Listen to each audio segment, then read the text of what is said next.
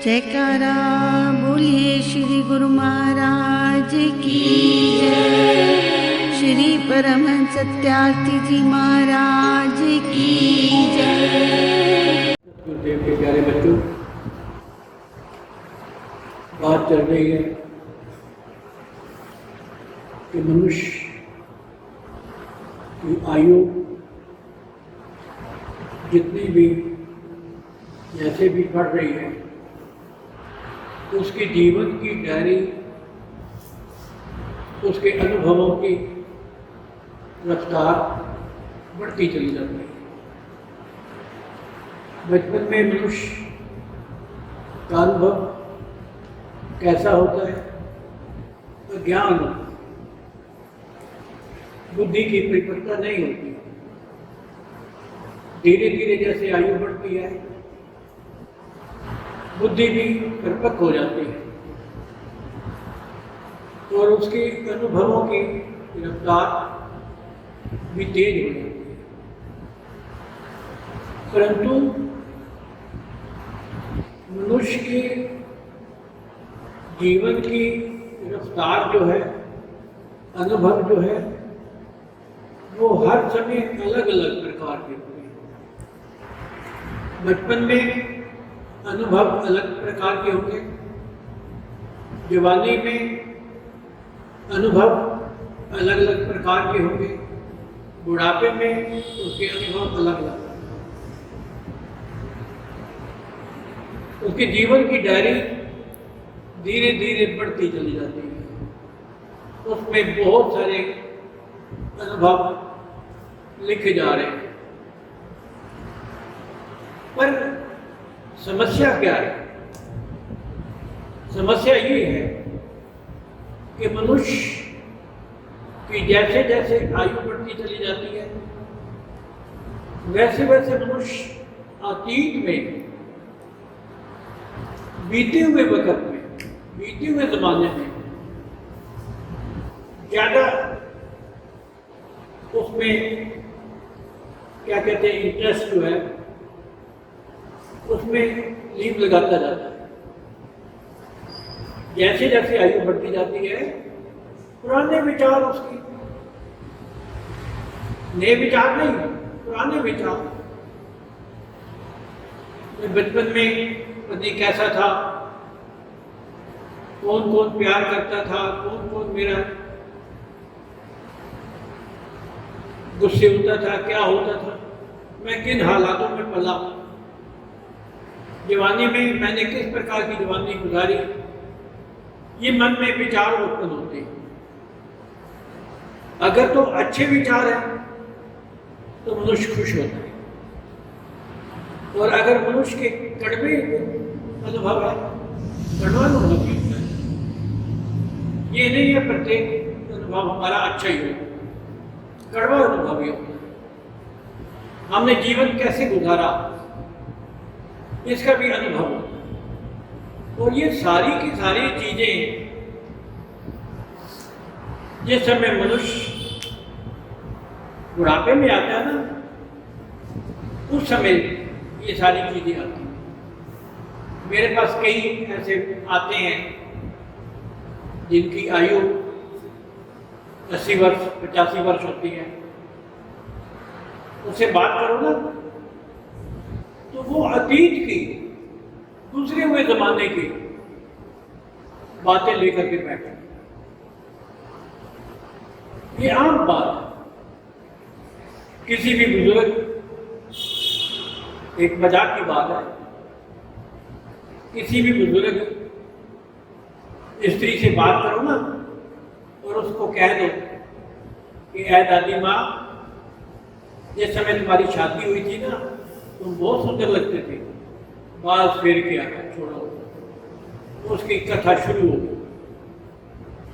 उसकी कथा, सारी जवानी की कथाएं वो तुम्हारे टेबल पे रख देंगे। जो चीज लेकर के जा रही है वो भी भूल जाएगी। मनुष्य का रवैया है, तरीका है, ये भूल जाएगी कि मैं किस काम के लिए आई थी, क्या काम था। सेंटिमेंट, उस भावना में मनुष्य बह जाता है, अतीत में बह जाता है। पर मनुष्य, तुम्हारी प्रगति किस में है? तुम्हारी उन्नति किस में है? अतीत के विचारों को छोड़ोगे तो प्रेजेंट में आओगे ना। भूतकाल की चीजें जो गुजर गई है, गुजर गई, बीत गई। 7 जनवरी की रात को सदगुरुदेव भगवान जी के महानिर्वाण का भंडारा श्री दरबार साहब में मैंने सबको एक बात कही कि एक दिन ऐसा रख लो, 7 जनवरी ऐसी रख लो, जिस दिन मन में सोचो कि आज तक जो कुछ भी हुआ, जिसके साथ भी कुछ हुआ, माफ कर दो, क्षमा दिवस, माफ कर दो। हर चीज छोड़ने में ही हमारी भलाई है, पल्ले बांधने में भलाई नहीं है। यूं तो मनुष्य का एक रवैया है कि ये बहुत सारी बातें भूल जाता है। और एक बात सच्ची भी है, अगर ये भूले नहीं तो इसका जीवन दुर्लभ हो जाएगा। मनुष्य जीना मुश्किल हो जाएगा अगर ये भूलेगा नहीं तो। किसी से भी पूछ लो, भाई आज सोमवार है, पिछले साल के इसी तारीख को, 4 तारीख को, सोमवार वाले दिन तुमने किस सब्जी के साथ खाना खाया था? भूल गया। भूलना ही जीवन है वास्तव में। मनुष्य का मन अगर चीजों को भूलता नहीं है, मनुष्य का दिमाग अगर चीजों को भूलता नहीं है, तो मनुष्य किसी जमाने में कुछ नहीं रहेगा, बैठक हो जाएगा, डिप्रेशन हो जाएगा, डिप्रेशन हो जाएगा उसका, रात को नींद तक नहीं आएगी मनुष्य अगर पिछले विचारों को लेता रहेगा। महाराज जी से बात हुई,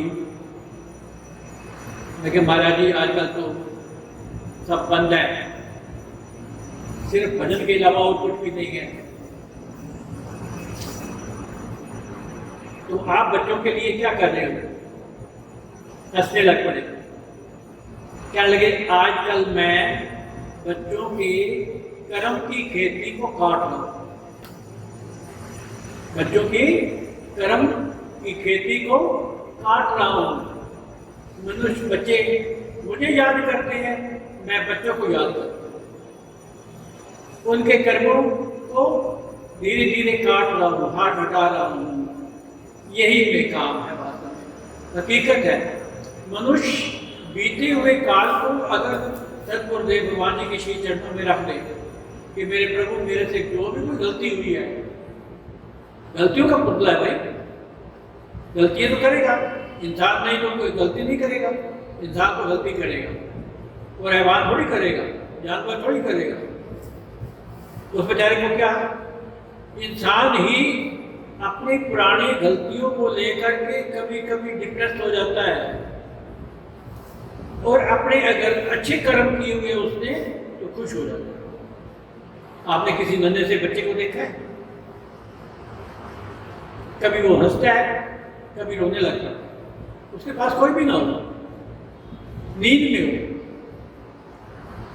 कभी उसके चेहरे पे मुस्कुराहट आ जाएगी और कभी रोने लग पड़े।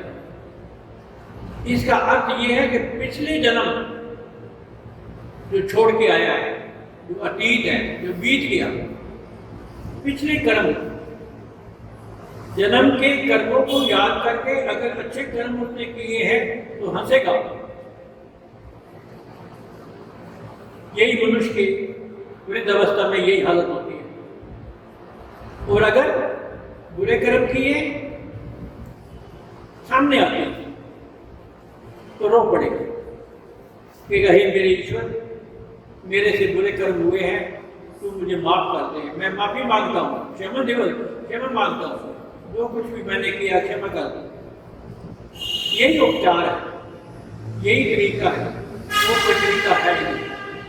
अपने जीवन में किए हुए हो जाते हैं। मैं ये नहीं कह रहा नहीं होते, मनुष्य हो जाते हैं, वचन से भी हो जाते हैं, कर्म से भी हो जाते हैं, मन से भी हो जाते हैं, किसी न किसी तरीके से हमारे द्वारा ना चाहते हुए भी हो जाएंगे। ऐसी कोई बात नहीं है। मनुष्य है, इंद्रियां हैं, इंद्रियों के द्वारा हो जाते हैं। परंतु जो भी हमारा अतीत गुजर गया, हमने अगर उनसे, ये मन की अवस्था बता, अगर हमारा अतीत में गया हुआ मन में बीती हुई चीजों को हम पुनरावृत्ति बार बार याद करेंगे तो उसका कोई फायदा नहीं है। उससे हमारे अंदर मन में क्लेश और इकट्ठा होगा, मिटेगा नहीं। मिटेगा तब जब हम सब कुछ कहेंगे, अच्छा गुरु महाराज जी जो कुछ भी मेरे से हुआ मुझे माफ कर दो।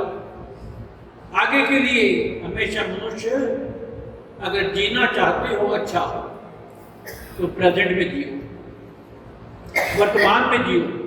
वर्तमान ही भूतकाल बनाता है, वर्तमान ही भविष्य बनाता है, वर्तमान से ही भविष्य बनता है और वर्तमान से ही भूतकाल बनता है। आज अगर हम कुछ करेंगे तो कल आज का कल हो जाएगा। इसलिए क्योंकि मनुष्य का जीवन धीरे धीरे धीरे धीरे ऊपर हो रहा है। भागवत गीता क्या कहती है? भागवत गीता इसमें कहती है कि मनुष्य उल्टा पेड़ है जिसकी जड़ें ऊपर हैं, शाखाएं नीचे की तरफ। भगवान कृष्ण ने इसके वर्णन किया है। कहने का अर्थ ये है कि मनुष्य जो कुछ भी हो गया शाखाओं के द्वारा नीचे छोड़ दो, बेकार कर दो, खत्म कर दो, क्षमा मांग दो, नहीं तो मुश्किल हो। एक छोटी सी बात बताता हूं। एक मंदिर था, उसका ट्रस्ट था, ट्रस्ट के द्वारा वो मंदिर का रख रखाव होता,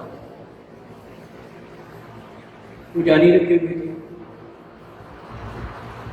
एक दिन ऐसा भी आ गया कि मंदिर पुराना हो गया। मनुष्य का जीवन भी ऐसे होता है। मैं तो कई बार बड़ा अफसोस ही कहता हूँ कि कई कहते हैं 80 साल का था, मर गया, कोई बात नहीं। क्यों भाई? मनुष्य नहीं था, उसे प्यार नहीं था, वो कभी पिता नहीं बना, किसी का चाचा मामा ताऊ नहीं था।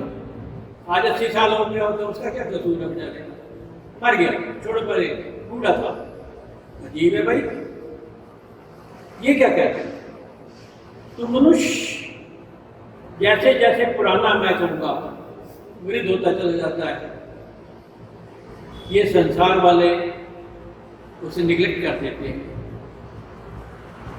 तो मंदिर था, मंदिर पुराना हो गया, पुजारी कहने लगे कि मंदिर अब कहीं कहीं से गिर जाता है, इसको नया बनाना चाहिए। क्यों? क्योंकि अब पुराना हो गया तो इसमें श्रद्धालु भी कम आने लग गए। पुराना हो गया मंदिर, भाई भगवान तो वही है, ईश्वर तो वही है, जो उसमें देवी देवता है वो तो वही है, उसकी शक्ति तो पुरानी नहीं हुई। नहीं, इमारत पुरानी हो गई, इसलिए डर लगता है कहीं गिर न जाए, इसलिए श्रद्धालु कम हो गए, श्रद्धालुओं का आना जाना बंद हो गया, सबको चिंता हुई, श्रद्धालु तो आ नहीं रहे। अरे तुमने भगवान के पीछे आना है या मंदिर के पीछे आना है? जहां भी भगवान जाएगा वहां मंदिर बन जाएगा। सदगुरुदेव भगवान सत्यार्थी महाराज जी एक दिन मुझे कहने लगे, मैं ये सब छोड़ छाड़ के ना सोच रहा हूँ उत्तरांचल को चला जाऊँ, हिमालय की पहाड़ियों पे चला जाऊँ, मैं यहाँ रहना नहीं चाहता, ये दुनिया सब ऐसी है। मैंने भी उनको हंस के कहा, सतगुरुदेव भगवान, जहाँ पर लेटर बॉक्स लगा होगा ना चिट्ठी डल जाएगी। यहाँ पर अगर जंगल में भी पेड़ के पर भी लेटर बॉक्स लगा दो तो वहाँ भी चिट्ठी डल जाएगी। जहाँ आप पहुँचोगे वहाँ श्रद्धालु पहुँच जाएंगे। आपके पीछे मंदिर है, मंदिर के पीछे आप नहीं है। जहाँ भी आप जाओगे मंदिर बन जाए।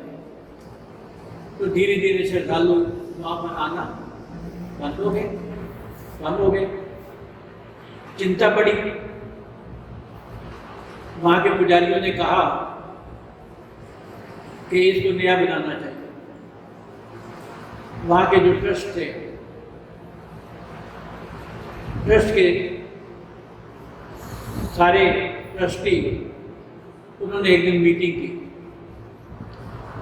भाई इसको ऊपर करना चाहिए, बढ़िया बनाना चाहिए। प्रस्ताव पास हुआ कि मंदिर को नया बनाना है। प्रस्ताव नंबर 2 पास हुआ कि इसका धन पर्चियाँ छपवाई जाए, उससे धन इसका कलेक्ट किया जाए। नंबर 3 उसका पास हुआ कि इस पहले वाले मंदिर को सारे को डिमोलिश कर दिया जाए, सारे को गिरा दिया जाए, तब इसके ऊपर बना जाए। सारे पुजारी बोल उठे, ऐसा नहीं करने देंगे हम तो यहाँ पर बहुत पुराने रहने वाले हैं, ये हमारा मंदिर है। ऐसा करो कि मंदिर गिरे भी नहीं और नया भी बन जाए। ट्रस्टी कहने लगे ऐसा नहीं हो सकता, ऐसा नहीं हो सकता। मंदिर तभी बनेगा जबकि ये सारे का सारा डिमोलिश होगा, सारे का सारा हटाया जाएगा, गिराया जाएगा, तब मंदिर नया बनेगा। और हकीकत है कि मनुष्य नए मार्ग पर तभी चलेगा जब वो पिछली सोचें खत्म करेगा। अगर उन्हें सारी पिछली सोचें अपने पल्ले बांधी हुई है, मन के अंदर उसके कई प्रकार के विचार हैं, हृदय में कई प्रकार के विचार हैं, बुद्धि उसकी कई प्रकार के विचार रखती है, तो वो नए मंदिर की तरह नया नहीं बन सकता। इसलिए सतगुरुदेव के प्यारे बच्चों, हमने वर्तमान में जीना है और हमेशा जीवन में क्षमा बड़ों को चाहिए, छोटों को दुआ। जो बड़े लोग होते हैं वो हमेशा क्षमा कर देते हैं। कितने हमने अपने धर्म ग्रंथों में सारी बातें देखी, सोची। भगवान कृष्ण ने कौरवों में जाकर के कितनी बार कहा। प्रभु राम ने रावण की सभा में अंगद को, हनुमान जी को, कितनों को भेजा कि अभी भी मौका है, बात मान जाओ। बात नहीं माने जो कुछ हुआ विनाश हुआ। तो इसलिए अर्थ यही है सतगुरुदेव के प्यारे बच्चों, अतीत में हमने नहीं जीना, हमने जीना है वर्तमान में। जो बीत गया तो बीत गया, जो आज है वो हमारा है और उसी को ही हमने सुंदर, स्वच्छ और अच्छा बनाना है। उसी को बना करके हमारे कर्म अच्छे होंगे और हमारा जीवन अच्छा चलेगा। यही कल्याणकारी मार्ग है। हरि ओम तत्सत। हरि ओम।